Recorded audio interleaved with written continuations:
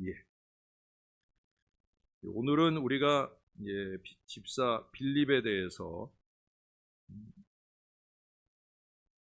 우리가 사도행전 6장에 7명의 집사를 세우는 얘기가 나와요. 근데 그 7명의 집사들 가운데서 크게 2명, 다음번에 빌립 다음에 배울 스데반 집사, 사실은 스데반 이름이 먼저 등장을 하거든요. 저는 좀 의아한 마음이 들었어요. 왜 스데반을 먼저 공부하지 않나. 스데반은 6장 하반절부터 해서 7장까지 그의 순교, 그의 설교나 그의 순교 기사들이 쭉 나오는데 스데반을 먼저 공부하지 않고 빌립을 먼저 하나, 이런 의아한 마음이 들었는데, 어떻든 다음번에 스데반을 공부하고 이번에는 빌립을 공부합니다. 이 7명 가운데 여기서 이렇게 나열하는 것도 다 의미를 두고 나열하지 않나 싶어요. 마지막에 니골라 같은 경우에는 우리가 요한계시를 보면 그 이름이 나와요. 근데 긍정적이기보단 부정적인 이름으로 나와요. 똑같이 하나님 앞에 성령과 지혜, 성령과 믿음이 충만해가지고 세움받은 일꾼인데, 이렇게 어떤 사람은 빌립이나 스데반처럼 하나님 보시기에 좋게 잘 쓰이는 주님의 몸된 교회를 든든히 세우고 교회가 부흥하는데 일꾼이 되어주는 사람들이 있는가 하면 오히려 교회를 어렵게 하고 어지럽히는 그런 어리석은 사람들도 안타깝게 있더라는 거예요. 예, 우리는 이제 지금 빌립하고 스데반을 이어서 공부를 해 보도록 하겠습니다. 이 빌립, 집사 빌립, 그 이름의 뜻은 용사라는 의미가 있어요. 용사. 용사는 아마 부모가 아들 이름을 지어주는 거니까 아들이 좀 용기 있고 용맹스럽게 살아가길 원하는 마음으로 그렇게 이 이름을 지은 것 같아요. 근데 용사라는 뜻만 있는 게 아니라 말을 사랑하는 자라는 그런 의미도 있다고 합니다.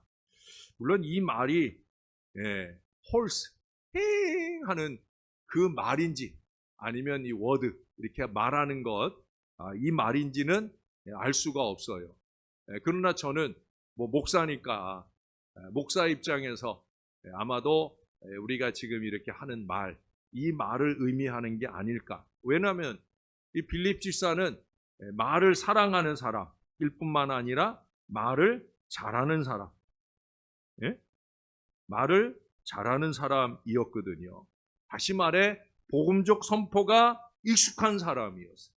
그래서 놀랍게도 빌립은 오히려 이 집사들을 세운 그런 목표를 위해서 일하는 모습보다는 오히려 8장에 보면은 그는 계속해서 복음을 전하는 일꾼으로 그렇게 쓰임받게 되어지는 걸 보게 되어집니다. 말을 잘하는 사람, 특별히 복음의 말을 잘하는 사람, 기도의 말을 잘하는 사람, 빌립은 그런 사람이었다는 거예요. 우리가 교회 생활하다 보면 말만 잘하는 사람이 있죠. 말과 말만과 이거는 엄청난 차이가 있어요. 말만 잘하는 사람이 아니에요. 말만 잘하는 사람은 그의 기도나 그의 선포는 의미가 없어요. 무기력합니다. 그런 사람의 목소리가 클 때 참 견디기가 어렵고 교회를 어지럽히게 되는 경우가 많이 있어요. 그 니골라 같은 사람, 또 그를 중심으로 해서 세워지게 되는, 그가 원하든 원치 않든 그 니골라당이라고 하는 그런 존재들이 말하자면 그런 사람들이죠.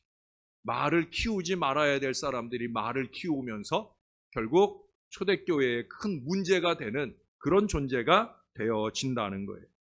빌립은요, 교회 안에서보다 교회 밖에서 그 복음적 선포에 열심내었던 복음의 용사였다는 거예요.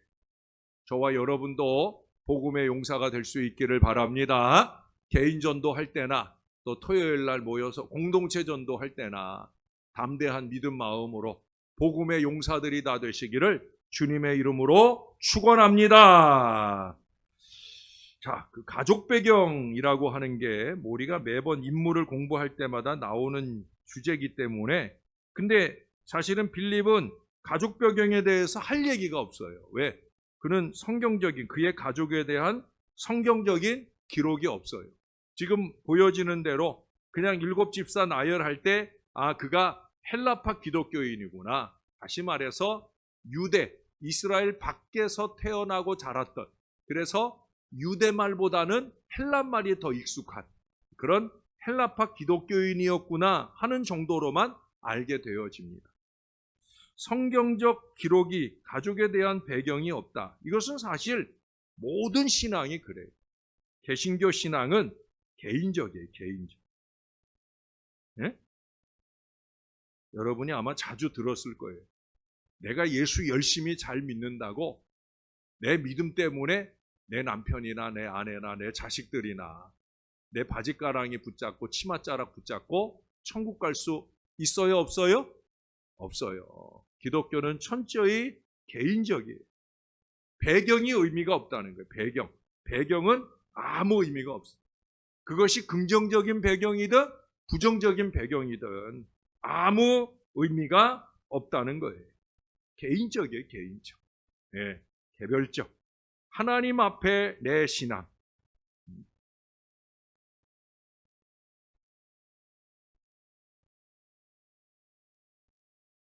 따라해 보십시다. 하나님 앞에 내 신앙. 하나님 앞에 내 믿음. 이게 중요한 거예요. 하나님 앞에 내 신앙, 하나님 앞에 내 믿음. 이게 제일 중요해요. 그 믿음이 그것도 현재 어떠하냐. 현재 신앙이 중요해요. 지난주부터 새벽 시간에랑 계속 강조했죠. 어제가 중요한 게 아니에요. 물론 미래도 중요하지만 미래 소망을 이룰 수 있기 위해서도 역시 현재 신앙이 어떠하냐 하는 거예요. 어느 목사님이 예수 믿고 새 사람이 되었어요. 예수 믿고 새 사람 되었으니까 목사도 되었겠죠. 근데 길에서 우연히 옛날 친구를 만났어요. 얼마나 반가운지. 그래 그 옛날 친구를 만났으니까 그 옛날 친구는 아직 이제 오래간만에 만났으니까 이 친구가 목사 된 줄을 모르는 거예요. 그게 너무 반가우니까. 반가우면 뭐라고 그러겠어요? 네? 여러분 친구들은 그런 말 안 하는구나. 옛날 친구가 세상 친구가 오래간만에 만났단 말이야. 그럼 뭐 해요? 뭐 하자고 그래요? 야, 한잔 하자. 또 왜 그 말을 하냐면 이 목사님이 옛날에 예수 믿기 전에 아주 잘했어요. 네? 술주정꾼이었어요. 근데 예수 믿고 변화되고 목사가 됐어요. 이 친구가 한잔 하자는 거예요. 그래서 이제 자기가 목사인 것을 말하려고 하는데 그때 마침 술에 거나하게 취한 두 사람이 어깨동무를 하고 고성방가를 하면서 이렇게 지나가는 거예요. 네? 그러니까 이 목사님이 그렇게 말하더랍니다. 여보게 저기 내 과거의 사람들이 지나가는구만 라고 얘기를 했다는 거예요. 내가 옛날 과거에 자네랑 저러고 다녔었는데 지금은 아니라는 거죠. 이보게 지금은 내가 예수 믿고 내가 목사가 됐다네. 저도 옛날 초등학교 때 아주 친했던 친구한테 메일이 왔는데 걔가 그 메일에 내가 목사가 됐다고 하니까 그 다음부터 메일이 딱 끊어지더라고. 왜? 그 친구는 목사는 재미없는 사람. 근데 실제로 내가 그 친구가 초등학교 동창들이 모이는데 그 친구가 와가지고 열심히 그 일을 그 동창회 모임도 주도해서 하고 막 그러는데 그 친구가 왜 나한테 연락을 딱 끊었는지 이해가 되더라고요. 왜? 그 친구는 세상적으로 너무 잘 지내는 친구다 보니까 김용준이가 아무리 자기하고 너무 친했던 친구지만 목사 됐다고 그러니까 이 친구는 내가 재미없는 친구다 하고 딱 끊어내더라고요. 왜? 예수 믿고 달라진 사람이니까. 예수 믿고 달라진 사람이니까. 저희 동생네 교회 부목사 가운데도 그런 사람이 있다고 제가 우리 동생한테 들었어요. 젊은 날, 어린 날 그렇게 정말 개차반으로 살다가 예수 믿고 변화되어서 이렇게 부목사까지 목회자가 됐다는 그런 얘기를 듣게 되어집니다. 현재가 중요한 거예요. 과거가 어찌 잘못되었든 현재 변화된 믿음으로 주 앞에 사는 게 중요하고, 또 과거가 아무리 좋든 아주 잘 신앙했던 어떻든 지금 어떠하냐, 지금 내가 하나님 보시기에 주 앞에 참 신앙, 내 신앙을 잘 지켜가고 있느냐, 이게 중요하다. 지금 빌립은 그렇다는 거예요, 아니라는 거예요? 그렇다는 거죠. 빌립은 초대교회에서 특별히 7사람, 그것도 12사도의, 지금 이 7집사는요 12사도에 견줄 만한 믿음의 사람들이, 물론 12사도의 사도성이 있기 때문에 그 사도성, 여기도 보면은 그런 표현이 나와요. 6절에 가보실래요? 6절에 가보면 사도들 앞에 세우니라는 표현이 나와요. 중요한 표현이에요, 여러분. 사도들 앞에 세우니 사도들이 기도하고 그들에게 안수하니라. 제가 얘기한 것은 이 7집사의 믿음의 수준이에요. 또 믿음의 수준만 아니라 사람들이 그들을 인정하는 수준, 또 그 수준만 아니라 그보다 더 중요한 건 뭐예요?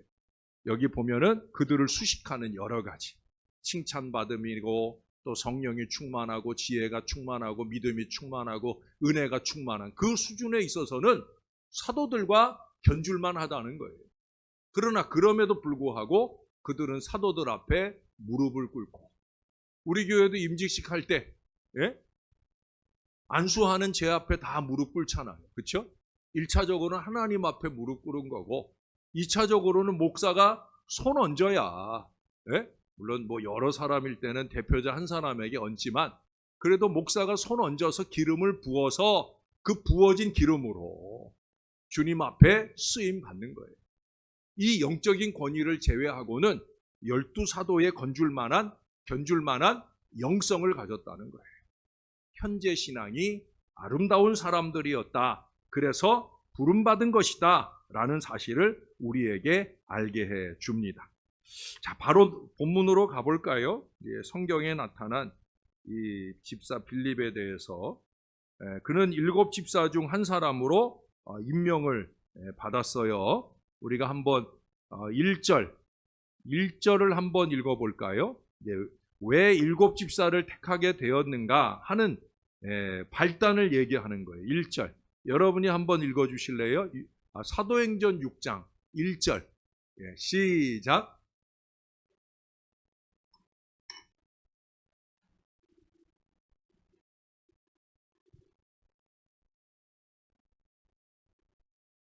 아멘. 아유, 우리 교인들은 아주 훌륭하게 읽어요. 그래요. 여기 보니까 이제 헬라파 기독교인들이 있고 유대인들이 있고 히브리파 유대인들이 있단 말이에요. 또 헬라파 기독교인들이, 그 사람들이 어떻든 초대교회 안에 두 부류의 사람들이 있다는 거예요.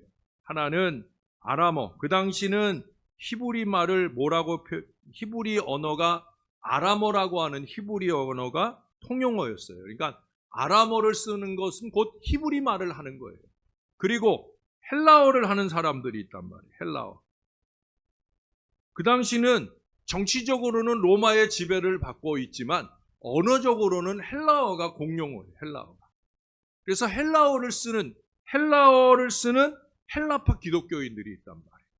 물론 그 헬라파 사람들도 유대인이기 때문에 그들 중에는 유대말도 하고 헬라말도 하는 사람들이 있어요.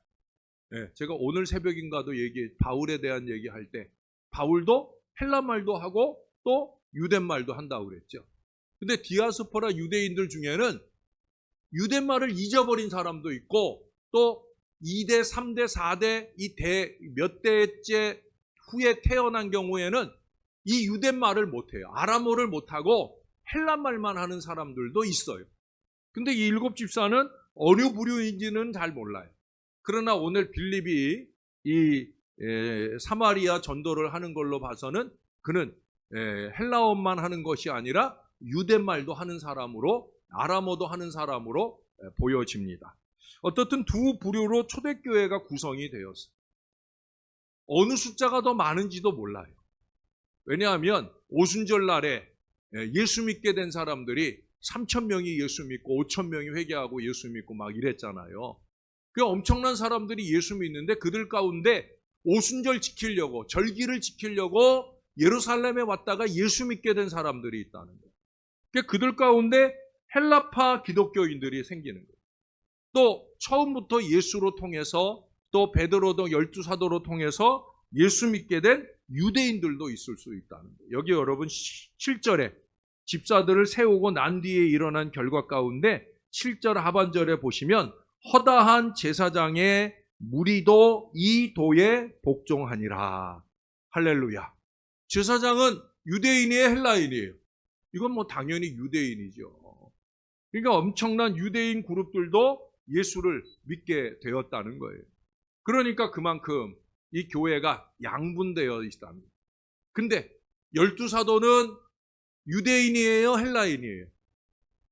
12사도는 당연히 유대인이죠. 그러니까 그 교회의 주도권을 쥐고 있는, 그 교회를 주로 이끌고 있는 부류가 다 유대인들이란 말이에요.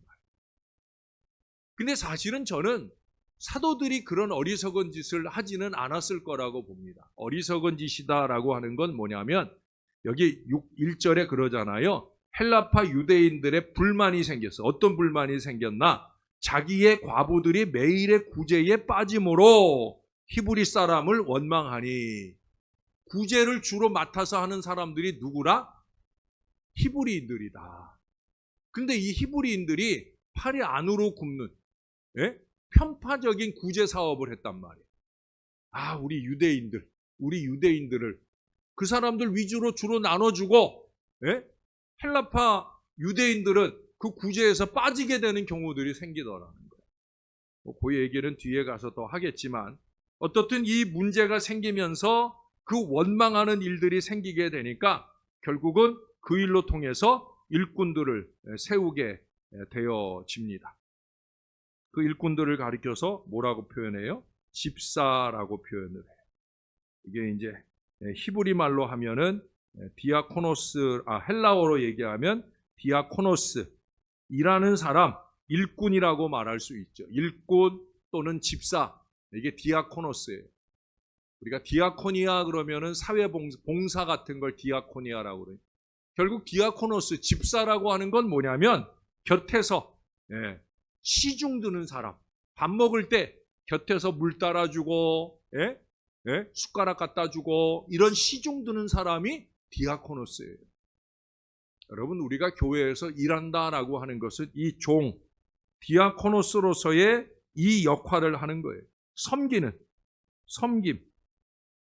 이게 으뜸 사역이에요. 중심 사역이에요. 그 일에 쓰임받을 일꾼들을 세우게 되어지는 거예요. 어떤 분이 그런 얘기를 해요. 이분이 안수집사가 됐어요.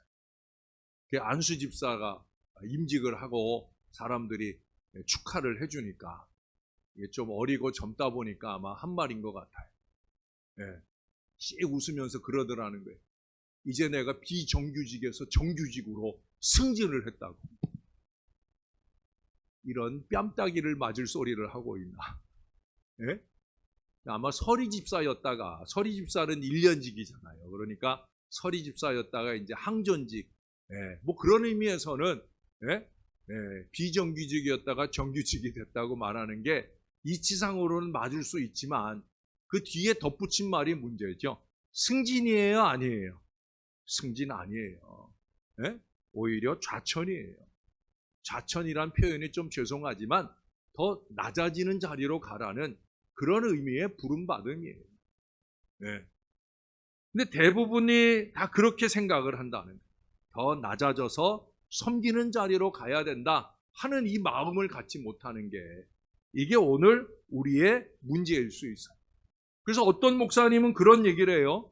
초대교회는 문제를 해결하기 위해서 7집사를 세웠는데 요즘은 집사를 세우면 오히려 문제가 일어난다. 정말 많은 교회들이 그런 어려움을 겪어요. 초대교회는 중직자를 세워서 문제를 해결했는데 요즘에는 중직자들을 세우면 교회가 문제가 생기고 오히려 안정됐던 교회가 흔들리는 경우를 많이 본다는 거예요. 이거는 좀 가슴 아픈 일이죠. 이 본문을 잘 봐야 되는 거예요. 왜 하나님이 그 교회에 일꾼을 세우시는가? 왜 하나님이 나를 이 신월제일교회의 일꾼으로 부르셨는가? 원망이나 불평이나 이런 어려움들이 생기는 것. 거기 2절에 보면 12사도가 모든 제자를 불러 이르되 우리가 하나님의 말씀을 제쳐놓고 접대를 일삼는 것이 마땅하지 아니하니. 사도들이 생각할 때 원망하는 소리가 들려오니까 사도들이 고민이 된 거예요. 그러면 우리가 좀 나서서 이 일을 할까 하는 의견을 낸 사람들도 있었을 거예요.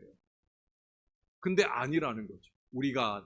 우리가 그거 하자고 하나님 앞에 부름받은 게 아니라 우리는 말씀 전하고 기도하는 일에 부름받은 거고 그 일은 그 일을 할 사람들이 필요하지 않겠나. 그런 생각으로 발전이 되어서 이제 2절에 이 문제가 해결이 되어지는 그런 관점으로 발전되어지게 되어집니다. 결국은 이 모든 문제의 출발점은 뭐예요? 갈등이죠, 갈등. 그 갈등의 원인, 그것은 바로 편파성에 있다는 거예요. 편파성. 여러분, 모든 문제는 치우칠 때 일어나는 거예요. 치우칠 때. 특히 사적인 감정으로 치우치면 문제가 생기는 거예요. 많은 사람들이 연줄을 따지는 경향이 있어요. 내놓고 아니더라도 뒤로 그렇게 호박씨에 영향을 미치는 경우들을 많이 보게 됩니다. 뭐가? 연줄이. 고향이 같다든지 뭐 학교가 같다든지 그런 연줄을 따지게 되는 것들이 쉬운 걸 보게 됩니다. 특히 애들처럼 자기한테 잘해주면 무조건 싸고 들고 또 무조건 좋게만 생각하는 이 어리석음들이 많다는 거예요. 여러분, 편파성을 극복하는 비결은 뭐냐면 객관성을 갖는 거예요. 객관성. 좌로나 우로나 치우치지 않는 객관성. 중심을 가지고 봐야 되는 거예요. 특별히 중직자들은 이 다른 사람들과 동역에 있어서 이 객관성을 가져야 되는 거예요. 가능하면 교회에서, 저는 앞으로는 교회에서 가능하면 이 게임하고 시합하고 이런 거. 전 체육대회는 제 목회 인생에는 체육대회는 없어요. 게임하고 이런 거를. 지금 윷놀이도 제가 고민이에요. 이걸 과연 해야 되는가 말아야 되는가. 객관성을 자꾸 잊어버려. 뭔 시합을 하면은 자꾸 객관성을 잃어버리면 편파적이면 문제가 일어나는 거예요. 자기 중심으로 치우쳐서도 안 됩니다. 어떤 목사님이, 제 친구 목사가 그런 얘기를 해요. 어떤 교인이 교회 나온 지 한 3년 정도 됐는데 이 교인이 갑자기 아팠어요. 그래서 병원에 입원을 했어요. 다행히 이제 크게 아프지 않아서 이제 얼마 되지 않아서 퇴원을 했어요. 퇴원을 해가지고는 담임 목사님, 우리 친구 방문을 꽝꽝꽝 두들기더라는 거예요. 그래서 무슨 일 있나 하고 문을 열었더니 그분이 그래서 마음속으로는 생각했다는 거예요. 아프다고 그랬는데 문 두들기는 거 보니까 다 남 모양이다. 이런 생각을 하고 맞아들였는데 그분이 그러더라는 거예요. 아니 목사님 이럴 수가 있습니까? 내가 이 교회 나온 지 3년이나 됐는데 내가 아파서 병원에 입원했는데 이 교회 교인들 중에 딱 2사람 문병 왔더라고요. 라고 따지더라고요. 한 분은 목사님이고요. 한 분은 누가? 그리고는 아무도 안 왔어요. 라고 따지더라는 거예요. 그래서 목사님이 물었어요. 그럼 집사님은 우리 교회 오신 지 3년 됐는데 우리 교인들 아플 때 어디 병원에 몇 번이나 다녀오셨어요? 라고 물었더니 아무 말도 안 하고 머리 극적극적 하면서 죄송합니다. 그러고 나가더라는 거예요. 그건 뭐예요? 자기는 한 번도 안 갔다는 거죠. 그러면서 어떻게 자기는 내가 3년이나 됐는데 2사람밖에 안 했느냐고 그걸 꼽으면서 따지고 드는 경우를 봅니다. 가끔 이 경조사의 관계에 대해서도 그런 경우들을 봐요. 자기는 잘 다니지 않으면서 자기 경조사에 사람들이 이렇게 안 올 수가 있느냐고 따지고 그러는 경우들을 많이 보게 되어집니다. 결국 이 모든 것들이 뭐예요? 편파성이에요. 자기 중심의 편파성. 여러분, 내가 먼저 하는 거예요. 내가 먼저. 교회잖아요, 교회. 교회는 섬기는 공동체고, 섬기는 공동체의 건강한 신앙은 내가 먼저 하는 거예요. 예, 우리는 그런 마음으로 지금 이 초대교회의 이 갈등을 극복하는 좋은 비결은 편파성을 넘어서는 거예요. 그리고 더 중요한 건 뭐예요? 거기 2절에 말씀했잖아요. 우리가 하나님의 말씀을 제쳐놓고 접대를 일삼는 것이 마땅치 아니하다. 6절에도 가보세요. 사도들 앞에 세우니 사도들이 기도하고 그들에게 안수한 6절이 아니라 4절입니다. 죄송합니다. 우리는 오로지 기도하는 일과 말씀 사역에 힘쓰리라. 사도들은 이 일에 힘쓸 테니까 나머지 일들은 이 사람들을 중심으로 해서 할 수 있도록 믿을 만한 일꾼들을 세우는 거예요. 편파적이지 않은, 비록 7사람 모두가 헬라파 기독교인들이지만 유대인 기독교인들까지 다 섬길 만한. 왜? 지금 교회에 거기 아까 2절에 그랬잖아요. 모든 제자들을 불러 이르되. 그러니까 유대인들도 모이고 헬라인들도 모였는데 거기서 일꾼들을 세울 때 이 7사람들을 추천해 세웠다는 것은 뭐예요? 유대인들에게나 헬라인들에게나 인정받는 일꾼이었다는 거예요. 그래서 이 일꾼들이 세워지게 되어집니다. 중요한 건 뭐예요? 그 사도들의 할 일, 하나님의 말씀을 전하는 것과 기도하는 일, 이 일이 제일 중요한 일이죠. 그래서 그들이 말씀을 제쳐놓고 이 공계를 일삼는 것, 이것이 마땅치 아니하기에 이 공계를 열심내서 섬겨줄 일꾼들을 세우게 되어집니다. 사도들의 부족을 보완하는 거죠. 뭐 신앙적이거나 공평한 공계가 부족한 것이 아니라 사도들의 마음이 없어서가 아니라 시간이 부족하니까 그 사도들의 마음이 되어서 시간을 보충하는, 그 사랑의 섬김을 보충하는 그 사역을 위해서 이 7집사가 세워지게 되었더라 하는 거예요. 이 7집사의 자격이 나오죠. 자격. 우리가 여기까지는 오늘 봐야 돼. 자격. 거기 자격이 뭐라고 그래요? 3절 먼저 볼까요? 3절은 여러분이 한번 읽어주세요. 시작. 형제들아, 너희 가운데서 성령과 지혜가 충만하여 칭찬받는 사람 7을 택하라. 우리가 그 일을 그들에게 맡기고. 예. 자, 이제 5절을 읽어보겠습니다. 시작. 우리가 이 말을 기뻐하여 믿음과 성령이 충만한 예, 사람. 거기까지. 여기 두 군데에 걸쳐서 성령과 지혜. 전에도 한번 말씀을 드렸어요. 성령과 지혜. 그리고 그 다음 뭐라고 그래요? 5절에서는 믿음과 성령. 예. 근데 3절에서 중요한 얘기를 하나 해요. 이 공통점은 우리가 좀 이따 보고, 성령과 지혜가 충만하여 그 다음에 뭐라고 그래요?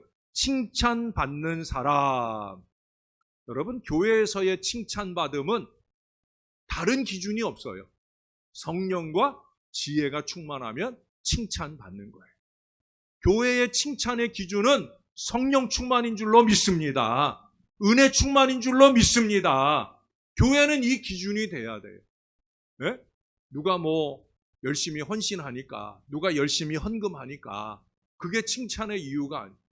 교회에서 제일 중요한 기준, 칭찬의 근거는 성령 충만이에요. 성령 충만. 교회는 성령 충만하고 은혜 충만한 사람이 일꾼으로 세워져야 되는 거예요. 여러분, 제발 이 기준을 좀 우리가 분명히 알아야 돼요. 가장 중요한 칭찬의 근거는 뭐냐? 성령이에요. 성령. 여기 성령과 지혜, 믿음과 성령, 공통점이 뭐예요? 성령이에요. 지혜도 중요하고 믿음도 중요해요. 근데 그 근거, 무엇을 근간으로 하는 지혜냐? 성령이에요. 성령. 예? 여기 칭찬 듣는 사람이라는 건 일반적인 세상적 스캔들이 없는 사람. 여자 문제가 없고 돈 문제가 없고 권력의 문제가 없고 정직한 사람, 영육간에 깨끗하고 순전한 사람. 그래서 꾸미지 않았는데도 칭찬받을 만한 인격과 신앙을 가진 사람. 이게 어떻게 이루어져요? 좀 전에 얘기한 대로 성령 충만해야 이루어지는 거예요. 여기 먼저 꼽는 게 성령과 지혜는, 여기 말하는 이 지혜는요, 그 다음에 얘기한 믿음에 기초한 지혜여야 되는 거예요. 그냥 세상 학벌이나 지식, 지혜를 말하는 게 아니에요. 그런 거는 실제로 보면 자기 혼자 잘났다는 착각인 경우가 더 많아요. 예? 객관적으로 보면 참 머리가 나빠. 근데 자기는 자기가 잘난 줄 알거든. 또 머리 쓴답시고 머리를 굴려. 예. 근데 그 머리를 굴리는 게 다 보여. 그게 얼마나 객관적으로 볼 때 한심한지 몰라. 근데 자기가 그렇게 머리 좋은 줄 알고 지혜로운 줄 알아. 이게 문제인 거지요. 왜 그래요? 성령을 기초로 하는 지혜가 아니니까. 믿음의 지혜가 아니니까. 믿음의 지혜여야 교회는 진정한 지혜예요. 인간적인 생각으로 생각하기 때문에 세상적 지혜나 지식은 아무리 많아도 소용이 없다는 거예요. 성령에 기초한 믿음의 생각, 성령 충만에 기초한 믿음의 생각, 바로 그것이 이루어져야 됩니다. 그래서 계속해서 성령이 믿음과 지혜의 기초이다.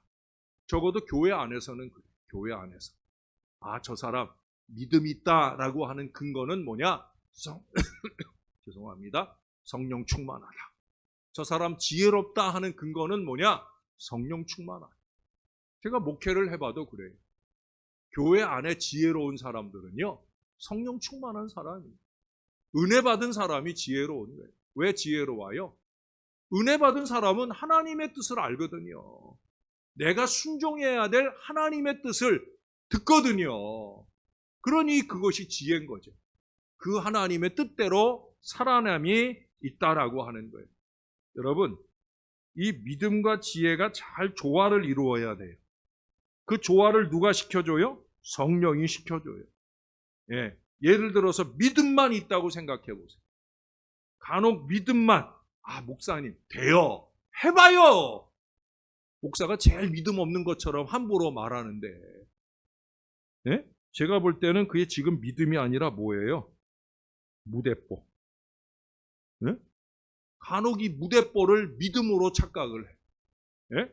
그래서 일만 만드는 사람을 보게 되어집니다. 예. 또 지혜만 그것은 계산적이 될 수 있죠. 계산적. 너무 계산적. 예? 지혜롭게 하지만 너무 계산적으로 요리 따지고 조리 따지고. 근데 사실은 계산을 참 못해. 이건 뻔한 일인데 이 일이 되려면 이런 정도의 기초적인 손해가 있고 그러고 나서야 저 결론을 다다를 수 있는데 손해는 하나도 안 보고 저 결론에게만 가겠다는 거예요. 그 머릿속에는 이 결론만 가 있어. 아니 과정이 있어야 결론이 있는 거지. 예. 근데 왜 그러느냐? 손해보지 않을 계산을 하기 때문에 그런 거예요. 예. 그건 참 지혜가 아니지. 그래서 믿음만 있는 것도 문제고 지혜만 있는 것도 문제인 거예요. 성령이 역사하지 않는 믿음은 의지적으로 흐를 수 있고요. 성령이 역사하지 않는 지혜는 교만을 부추길 수 있습니다. 그렇기 때문에 성령 충만이 선행되어야 되는 거예요. 여러분 그 뒤에 8절에 가보세요. 스데반을 일컬어 말할 때 뭐라고 그래요? 스데반이 은혜와 권능이 충만하여. 여기 다시 한번 두 단어가 나와요. 좀 전에 지혜가 나왔고 믿음이 나왔고 또 지금 뭐예요? 예, 권능과 또 뭐가 나와요? 은혜라는 말. 결국 성령을 통해서 지혜, 믿음, 은혜, 권능 이런 것들이 채워질 때에야 우리가 하나님의 선한 일꾼으로 잘 쓰임받게 되어질 줄로 믿습니다. 그래 여기 그 다음에 얘기하는 6절에 사도들 앞에 세우니라고 하는 이 표현은 그런 점에서 하나님 앞에와 같은 의미예요. 지금 사람, 사도, 목사 앞에 세우는 게 아니죠. 그렇죠? 아까도 제가 우리가 임직할 때 목사가 안수기도 하는데 그때 무릎 꿇잖아요. 목사 앞에 무릎 꿇고 목사가 손 얹고 기도하지만 목사 앞에 꿇는 거예요? 아니에요. 목사 앞에 꿇으라 그러면 다 질색팔색 할 거예요. 목사 앞에 꿇는 게 아니라 누구 앞에? 하나님 앞에.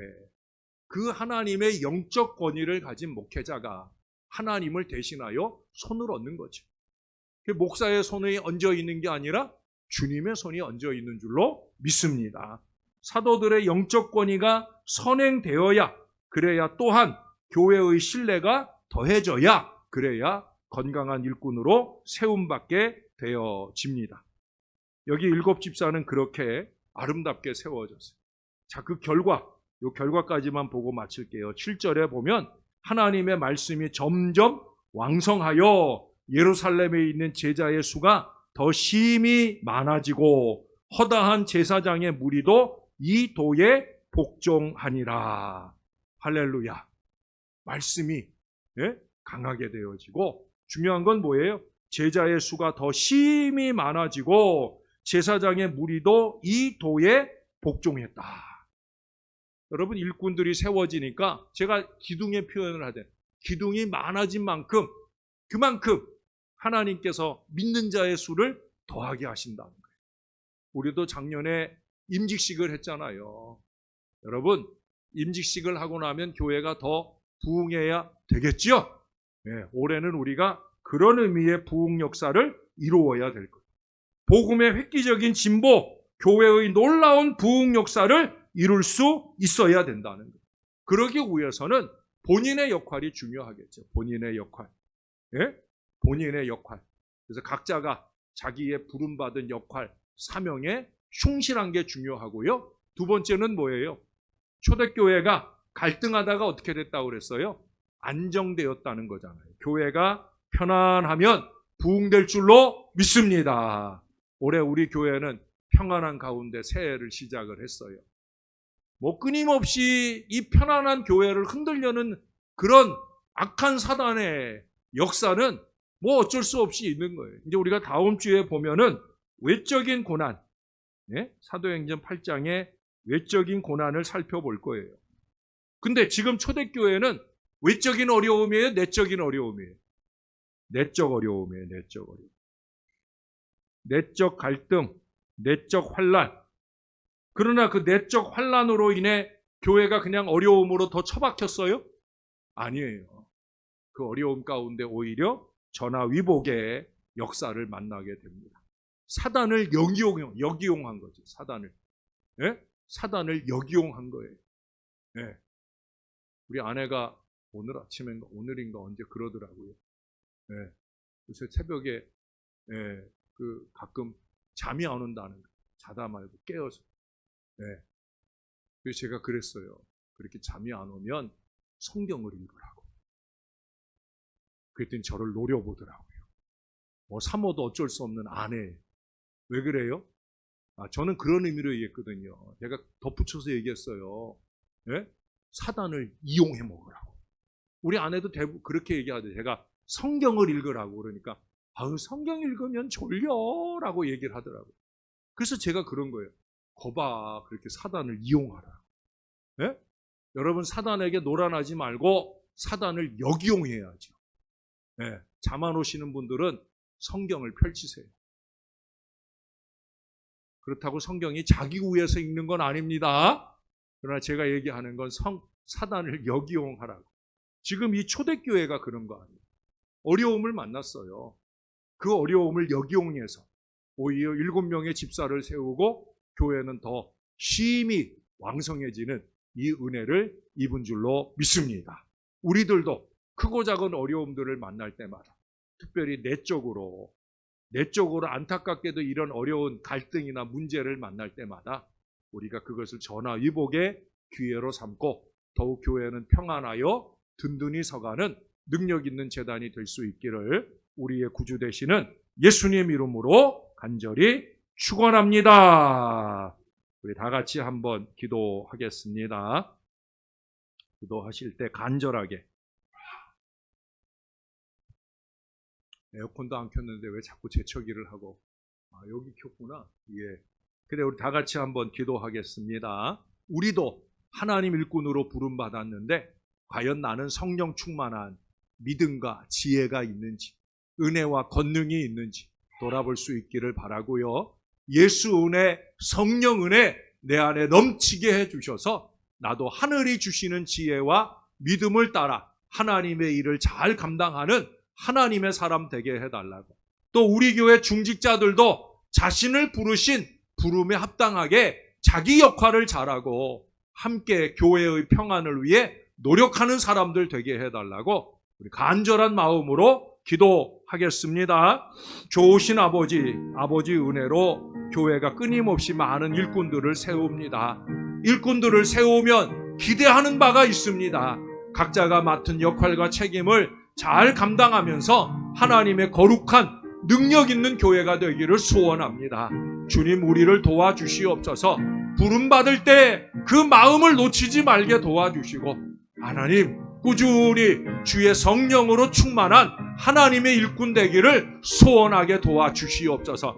강단에서 기도하면서 기도가 어울리지 않는 그런 어리석은 사람 되지 말게 도와주시고, 우리의 기도의 언어가 삶의 언어가 되고 우리의 사역의 언어가 될 수 있도록 역사를 더하여 주옵소서. 무엇보다도 우리가 주님 앞에 맡은 사명을 감당하면서 교회를 평안하게 만들어가는 하나님의 사람들로 쓰임받게 도와 주시옵소서. 군림하는 사람보다는 섬기는 사람, 나누는 사람, 돌보는 사람, 위하는 사람, 아끼는 사람, 우리 다 그런 사람 되어서 교회가 평안한 중에 더 큰 부흥의 역사를 여는 은혜로운 교회가 꼭 되게 주님이 도와 주시옵소서. 좋으신 아버지 감사합니다. 오늘도 빌립 집사를 공부합니다. 그가 어떻게 부름받았는지, 그가 교회가 어려운 때 부름받고 그가 부름받을 때 교회가 평안하여 든든히 서는 놀라운 은혜의 밑거름이 된 걸 공부합니다.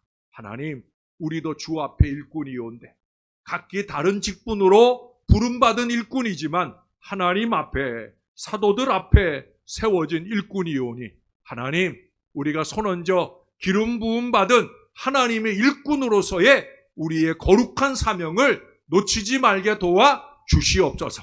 다 똑같이 기름 부음 받았는데 다 똑같이 희생하고 헌신할 수 있게 도와주시고, 주님의 영광만 위하여 우리의 최선을 다할 때 주님의 큰 기쁨을 이루는 우리의 모든 사역 되도록 축복해 주시옵소서. 주님, 우리 각자가 맡은 바 역할을 올 한 해 동안 잘 해야 되겠나이다. 무엇보다도 우리 빌립처럼 우리도 그렇게 전도 복음 역사를 위해서 열심히 있는 이 한 해를 살아 이 한 해 교회가 더 심히 수가 많아지는 놀라운 한 해를 꼭 보낼 수 있게 도와 주시옵소서.